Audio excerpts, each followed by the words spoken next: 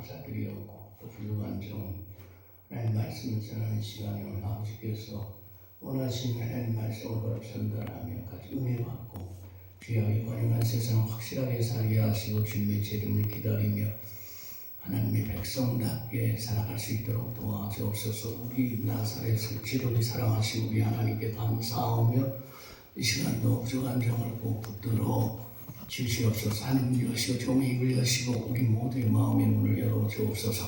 예수님 이름으로 기도하옵나이다. 아멘.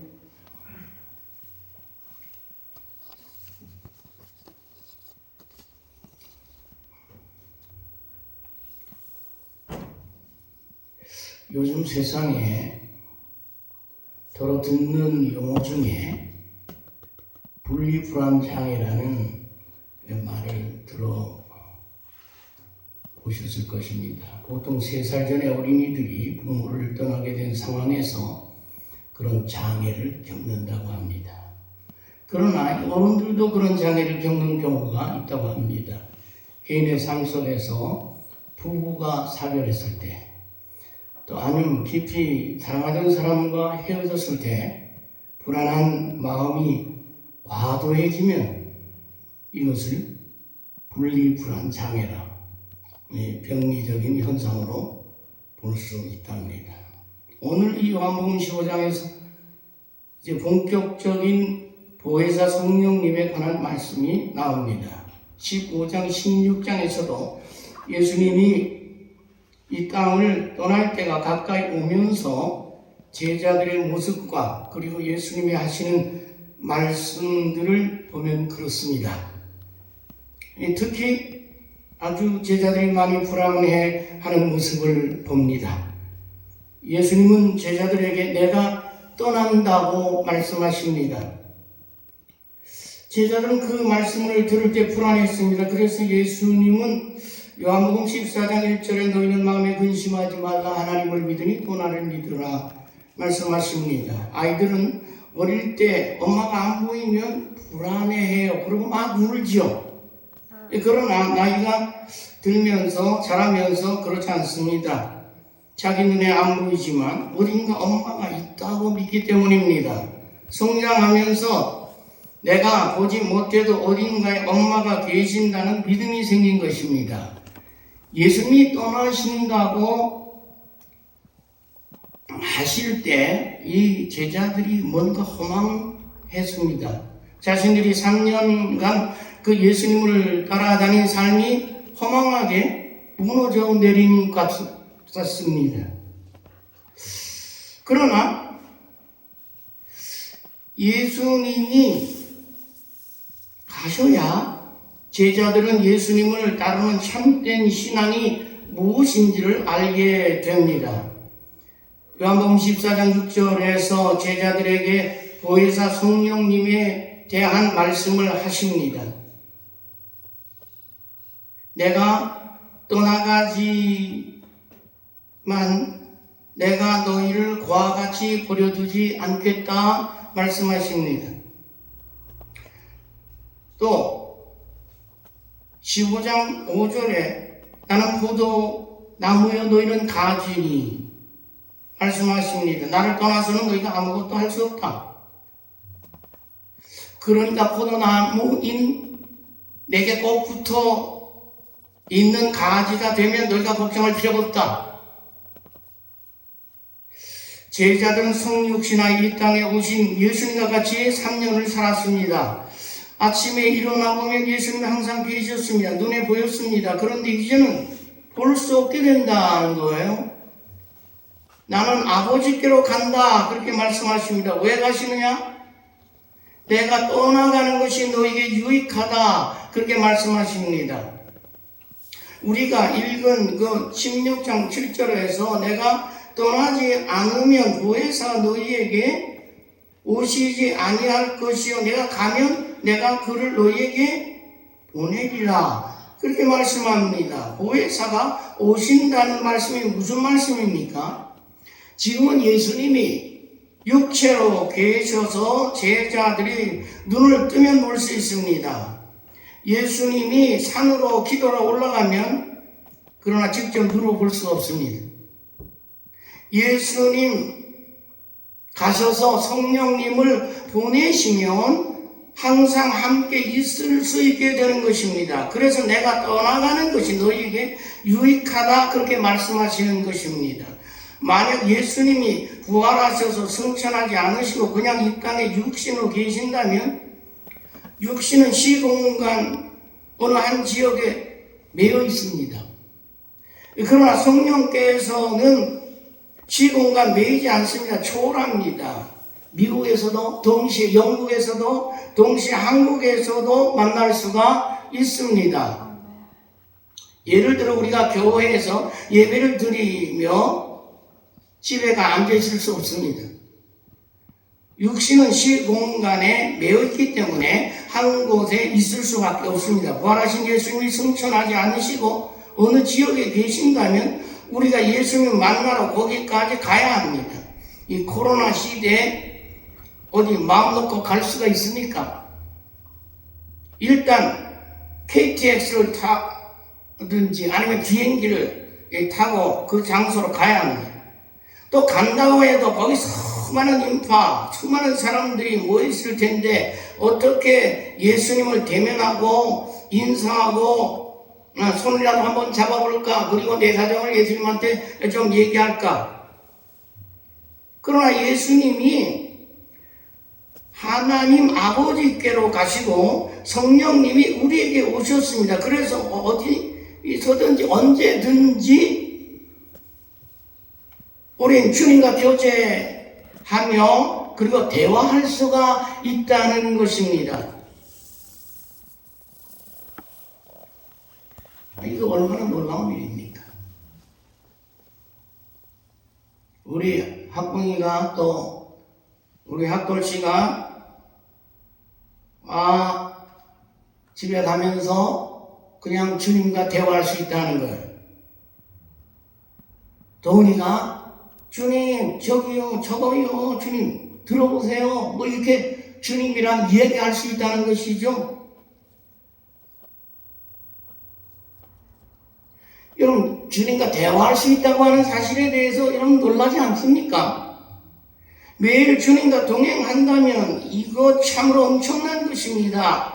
사실 꿈도 꿀 수 없는 놀라운 일이죠. 제자들이 이를 상상이나 할 수 있었겠습니까? 누가 이 일을 가능하게 하셨습니까? 성령께서 우리에게 오심으로 가능하게 된 것입니다. 그러면 제자들은 언제 이 믿음이 생겼습니까? 예수님이 그들과 함께 계셔서 눈에 보일 때는 이 믿음이 없었어요. 정작 주님이 눈앞에 그런 말씀하셔도 그들이 믿어지지 긴가민가 했습니다. 그래서 주님께 자주 책망을 받았습니다. 너희들 왜 이렇게 믿음이 없느냐? 정말 믿음이 없구나 탄식하셨습니다. 왜 그런가요? 주님도 답답해 하셨습니다. 이제 곧 아버지께로 가야 하는데 3년 동안 동고동락하면서 실제적으로 가르쳤는데도 자꾸 엉뚱한 소리를 하는 것입니다. 그러나 주님이 승천하시고 오순절 성령님이 오셨을 때 불같이 바람같이 각 사람에게 성령님이 임하였습니다. 예수님 말씀하신 대로 내가 진실로 너에게 이르노니 나를 믿는 자는 내가 하는 일을 그도 할 것이요 또한 그보다 더 큰 일을 할 것이니라 이는 내가 아버지께로 가니라 하셨습니다. 실제로 예수님 떠나시고 제자들이요 오순절 성령을 받고 놀라운 일이 일어났습니다. 두려워 숨었던 그들이 담대하게 복음을 전하며 나섰습니다. 회개하라고 외쳤습니다. 베드로는 성령 충만하게 되니까 성령님이 지혜를 주시고 생각나게 하시고 구약 성경을 이용해가며 줄줄줄 설교하기 시작했습니다. 한 번 설교에 3,000명이 회개하고 예수님께로 돌아왔습니다. 8년간 중풍병으로 누워있던 애니아에게 애니아야 예수 그리스도께서 너를 낫게 하시니 일어나 내 자리를 정돈하라. 곧 일어났습니다. 놀라운 기적들이 일어나기 시작했습니다. 예수님이 내가 아버지께로 가겠다는 말씀, 그것은 성령님을 보내주시겠다는 말씀입니다. 그것이 너희에게 더 유익하다. 실제로 성령님을 제자들에게 보내주심으로 예수님과 함께 있을 때는 상상하지 못했던 일들을 하게 되었던 것입니다. 정말 믿음의 놀라운 역사들, 정말 대단한 역사들이 일어났던 것을 보게 됩니다. 놀라운 체험이 쌓이기 시작했습니다. 담대해졌습니다. 열정적으로 두려움없이 예수님을 믿습니다. 어떻게 그렇게 했습니까? 팔린 공경자에게 예수님이 애니아야 일어나라고 하신다. 성령으로 말씀하시는 것을 순종하며 외쳤습니다. 결과 놀라운 역사가 일어난 것입니다. 성령님이 오셔서 확실하게 알려주심으로 가능한 것입니다. 뭘 알려주십니까? 16장 7절 11절 오늘 목사님이 읽으신 말씀, 죄가 무엇인지 의가 무엇인지 심판이 무엇인지 알려주셨습니다. 여러분, 죄가 무엇입니까? 유대인들은 모세의 율법을 범하는 것이 죄라고 했습니다. 그러나 오늘 9절에 말씀합니다. 죄란 예수님을 믿지 않는 것입니다.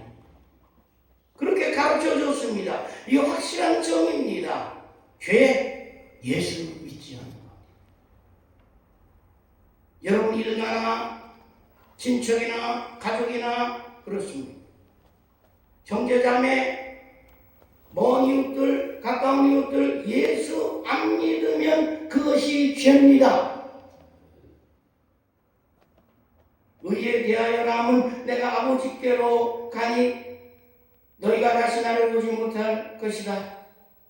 이건 무슨 말씀입니까? 당시 예수님을 십자가에 못 박았던 자칭 의롭다고 생각하는 종교 지도자, 대제사장, 서기관, 그들은 예수님을 십자가에 처형하면서 자신들이 아주 잘했다고 생각했습니다. 나사렛 이단의 괴수, 하나님의 이름을 모독하는 이 괴수를 우리가 십자가에 못 박아 버렸으니 자신들이 얼마나 의로우냐 그렇게 생각했습니다. 예수님을 처형하는 것이 자신들의 의라고 생각했습니다. 예수님은 그것이 의가 아니고 내가 십자가에 못 박혀 죽고 하늘 아버지께로 가는 것이 이것이 의라고 말씀합니다. 이것이 의, 즉 하나님의 뜻을 이룬 것입니다.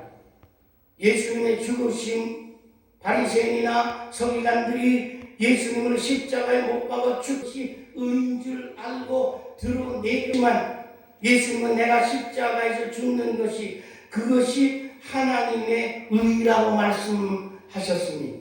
그래서 바로 그것이 관계 회복인 것입니다.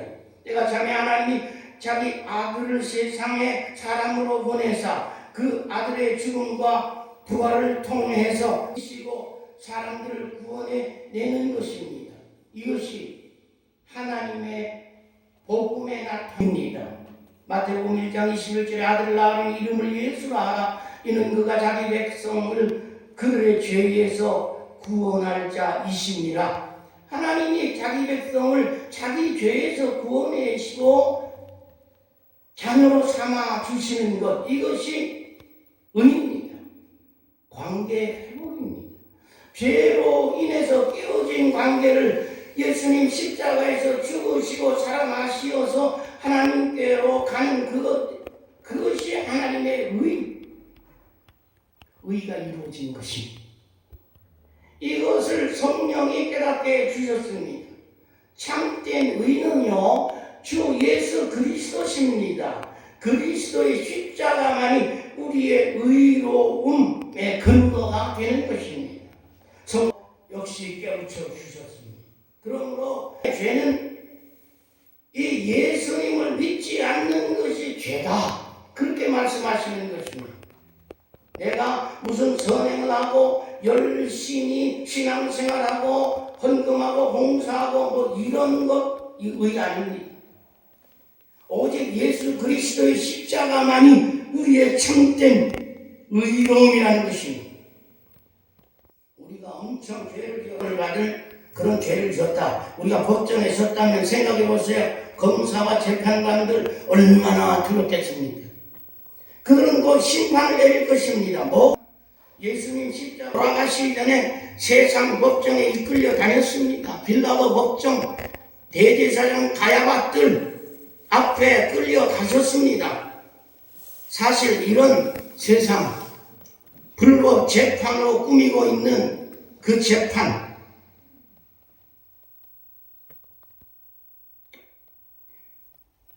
누가 심판을 받아야 합니까? 심판을 받아야 할 자들이 그들입니다. 그런데 만왕의 왕 되신 예수님은 그들을 심판하겠다는 것입니다. 앞으로 모든 인생이 그 앞에 서서 심판을 받게 될 것인데 성령께서 그것을 알려주었습니다. 그래서 11절에 심판에 대하여라면 세상 임금이 심판을 받았음이라고 말씀하고 있습니다. 사실 여러분 제자들도 두려워서 예수님 붙잡혀 가실 때 다 도망갔습니다. 그런데 성령님께서 눈을 열어보게 하셨습니다. 아무리 세상 권세 앞에서, 세상 법정 앞에서, 세상 문화 앞에서 하나님의 백성들이 선다고 해도 진정한 심판자 하나님이시라는 사실, 제자들이 성령으로 충만해지니까 성령이 깨닫게 해주시는 겁니다. 성령 충만으로 이끌어 주시니까 두렵지 않은 것입니다. 사도행전, 그래서 성령 행전이라고 말씀하죠. 예수님이 법정에서 고통을 받으시는 것처럼 제자들도 법정에서 서기도 하고 죽을 위험 속에 놓였지만 그들은 담대했습니다. 사도 바울은 그런 위험한 상황에서도 오히려 그들을 전도했던 것을 보게 됩니다. 그래서 내가 미쳤다라는 소리까지 들었습니다. 여러분, 진리의 성령과 함께 있으면, 진리를 깨닫게 되면 두려움이 사라집니다. 자신들을 죽이고 살리려는 자, 세상의 임금, 그들 앞에서도 심판해주고 오직 하나님이시라는 것을 성령을 통해서 확실히 깨닫게 되는 것입니다. 그때 두려움은 깨끗이 사라지게 되는 것입니다. 이젠 두려울 것이 조금도 없게 되는 것입니다. 세상 법정이 두려운 것이 아니고 하나님의 심판대가 두려운 것입니다. 그래서 하나님의 심판대를 바라보고 그 심판대 앞에 내가 섰을 때 어떻게 될 것인가, 그 중심에서 인생을 살아갑니다. 그래서 하나님의 말씀이 뭐라고 하는지 귀를 기울이기 시작합니다. 우리는 그 역사적 마지막, 그리고 영원한 천국, 그 앞에서 상급의 심판을 바라볼 수 있는 우리가 눈이 열린다고 할 때 이 땅에서 우리의 삶이 변화될 수밖에 없는 것이죠. 여러분, 제자들이 성령 충만하여 복음을 전하면서 다닙니다. 기적과 기사가 나타납니다. 그들 제자들 옥에 가둡니다. 엄청나게 매로 때립니다. 복음 전하지 못하게 합니다. 사도행전 4장 19절에 보면 베드로와 요한이 대답하여 이르되 하나님 앞에서 너희 말 듣는 것이 하나님의 말씀 듣는 것보다 옳은가 판단하라 담대히 말합니다.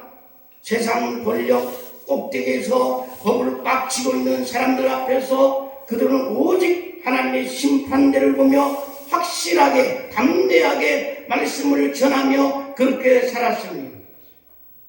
하나님의 법에 따라 살며 소망 중에 살며 고난 가운데서도 기뻐하며 오히려 고난을 통해서 주님 앞에 서는 날 받을 상급에 대한 기대하며 오히려 내가 주를 위하여 고난받는 것에 대해서 감사했습니다. 일제 통치 아래 수많은 그리스도인이 잡혀갖고 죽임을 당했습니다. 그들은 그랬습니다. 오늘도 나를 잡아가지 않네.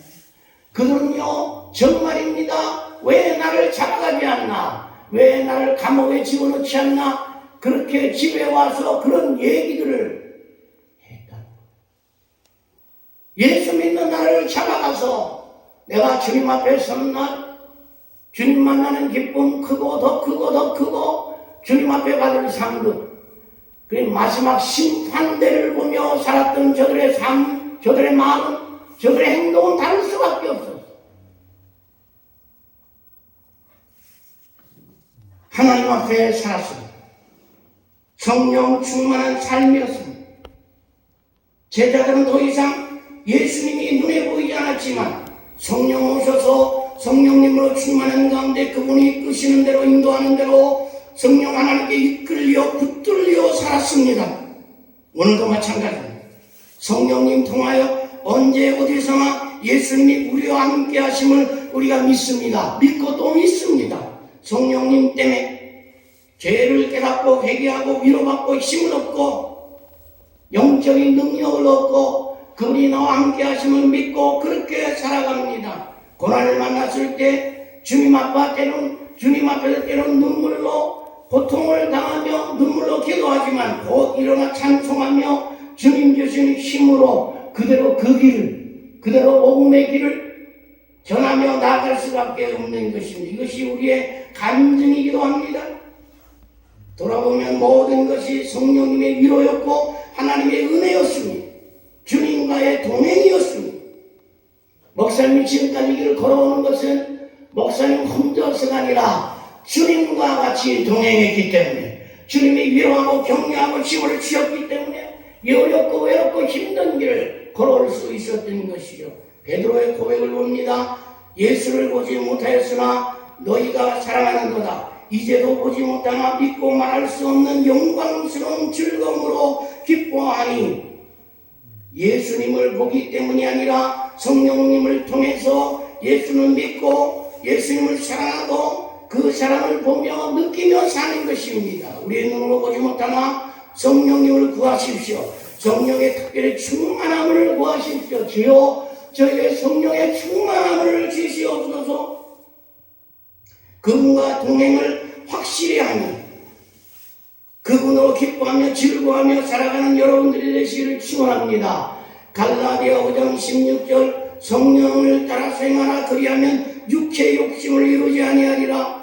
십자가의 부활을 통해 우리 안에 성령 충만함을 잊고 우리 영혼이 저 높은 곳을 향하여 이끌림을 받고 날마다 찌든 이 세상 찌들린 이 땅의 모습들을 보며 무엇이 소중한지 분별하며 이 땅의 욕심에 연연하여 하지 아니하고 하나님의 뜻을 따라 성령의 이끌림을 받아가시는 넉넉한 기쁨이 넘치는 찬송하며 힘있게 살아가는 우리 모든 나사렛 성도님들이 되시기를 주님의 이름으로 축원합니다.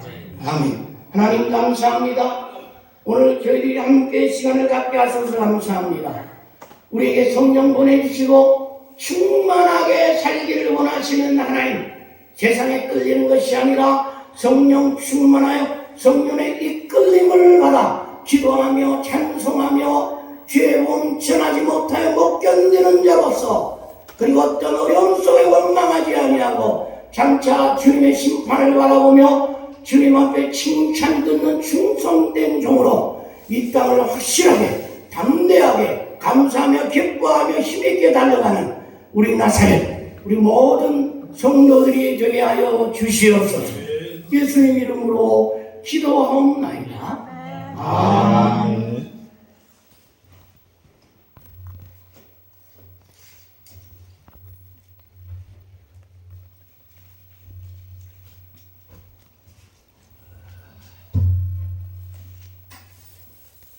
찬송가 190장 찬송 드리시면서 예물 하나님께 드리겠습니다.